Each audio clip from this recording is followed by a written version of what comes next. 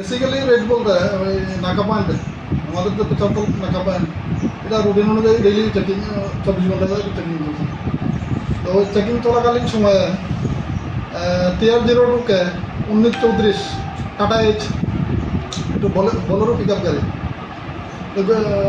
কিছু গরুনিয়া পেচারপুর ধর্মনগর থেকে পেচারপুর আসার পথে এটা ডিটেন হয় আর কি নাকাতে।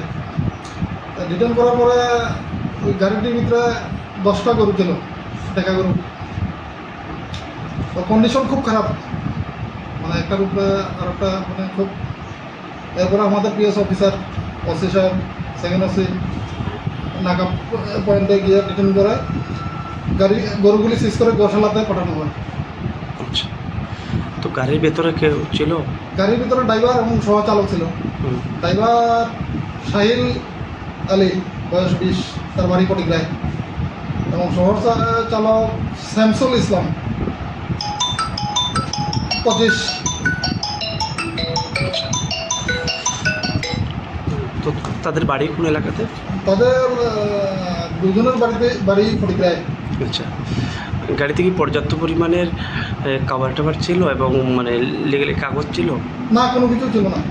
আচ্ছা, মালগুলা কার মানে পাওয়া গেছে? এগুলি